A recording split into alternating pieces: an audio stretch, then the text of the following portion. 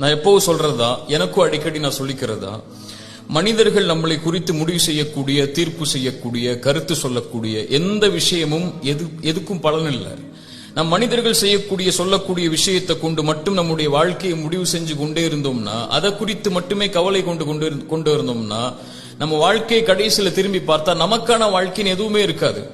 நல்லது செஞ்சாலும் இந்த உலகம் நம்மளை குறை சொல்லதான் போகுது பெரும்பான்மை. நம் தவறு செய்தாலும் நம்ம மீண்டு வரணும்னு சொல்லி பெரும்பான்மை விரும்பாது.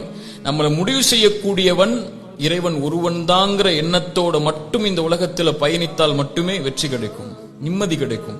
குர்ஆனுடைய இந்த வசனம் பொருத்தமா இருக்கும்.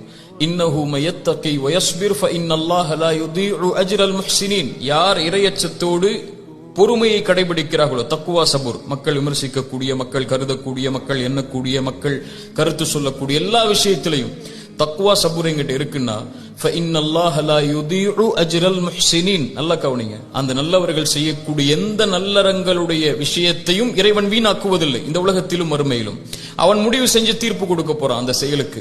நல்லது செய்யறோம் நினைச்சு இறையச்சத்தோடையும் இறை பயத்தோடையும் பொறுமையோடையும் பயணித்தால் போதும். மக்களுடைய கருத்தை மறந்து இறை கருத்தை மட்டும் கவனத்தில் கொண்டு இந்த உலகத்தில் எதிலையும் வெற்றி பெற்றலாம்.